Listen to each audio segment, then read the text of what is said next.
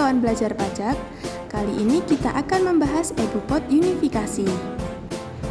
Apa itu EBUPOD unifikasi?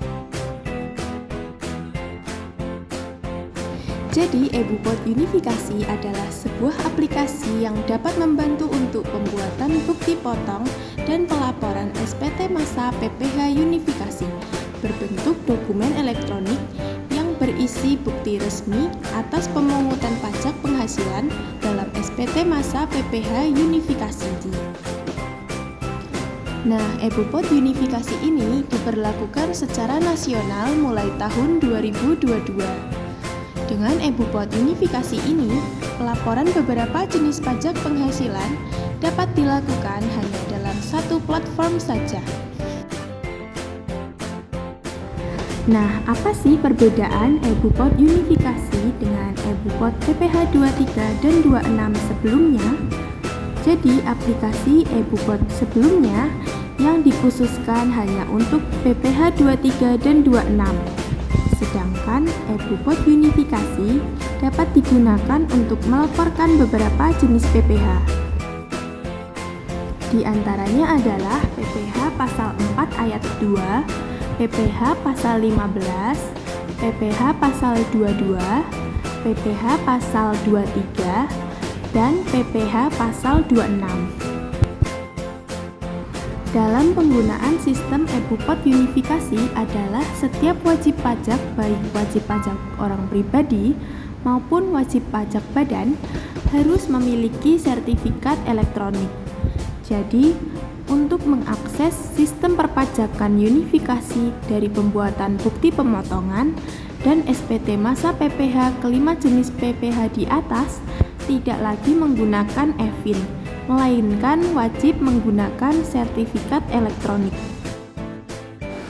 Jadi, untuk mengakses sistem perpajakan unifikasi dari pembuatan bukti pemotongan atau pemungutan SPT masa PPh kelima jenis PPh di atas, tidak lagi menggunakan eFIN, melainkan wajib menggunakan sertifikat elektronik. Ada beberapa keunggulan EBUPOD unifikasi. Yang pertama, mudah membuat bukti potong atau pungut berbagai jenis PPh hanya melalui EBUPOD unifikasi. Yang kedua, bukti potong langsung tervalidasi oleh DJP karena terhubung dengan sistem DJP. Yang ketiga, dapat langsung menerbitkan bukti potong karena terhubung dengan sistem DJP. Keempat, data bukti potong yang dititipkan otomatis menjadi data pre-populated, sehingga otomatis akan muncul dalam SPT tahunan penerima bukti potong PPh. Apa saja yang ada di dalam EBUPOD unifikasi? Untuk mengakses EBUPOD unifikasi instansi, masuk LAM DJP online pajak.go.id, lalu login sesuai dengan NPWP, kemudian baru klik login.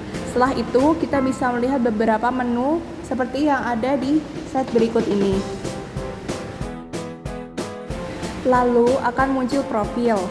Jika kita baru pertama kali masuk ke aplikasi DJP online, kita aktifasi fitur layanan untuk mengaktifkan EBUPOD terlebih dahulu dengan cara tap profil, aktifasi fitur layanan, kemudian centang EBUPOD unifikasi, lalu tekan tombol ubah fitur layanan.